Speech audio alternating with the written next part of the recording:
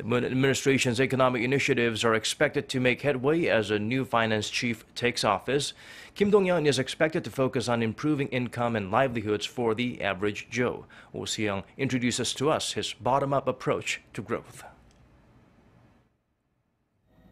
The new government's economic policymakers are adopting the mantra of the trickle-up effect. The incoming Finance Minister Kim Dong-yeon, who will double as Deputy Prime Minister for Economic Affairs, has endorsed a bottom-up approach to economic growth.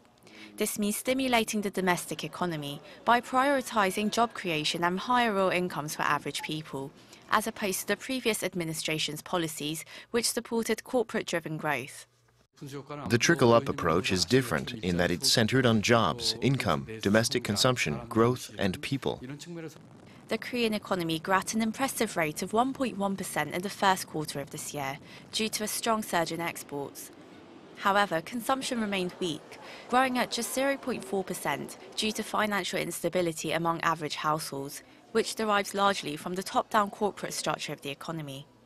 Corporations take up about a quarter of the gross national income, the highest level among OECD countries, and the latest government figures show wages have not kept pace with the growth of the economy for the last 16 years.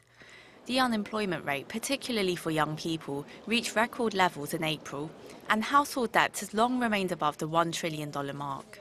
In fact, figures from the Bank for International Settlements show Korea's ratio of household debt to GDP ranks at 8th among 43 countries, standing at 93% by the end of 2016, also having grown by the third largest percent increase. To stabilise the average citizen's income and livelihood, the government proposed an extra budget supplement earlier this week.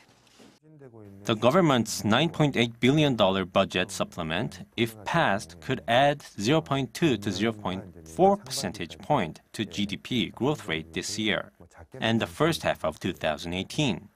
While it could create jobs in the short run, government policies and corporate reforms must be enforced to ensure a boost in income translates into higher consumption and business investment. Along with a boost to jobs, another major agenda is reform to Korea's corporate structure.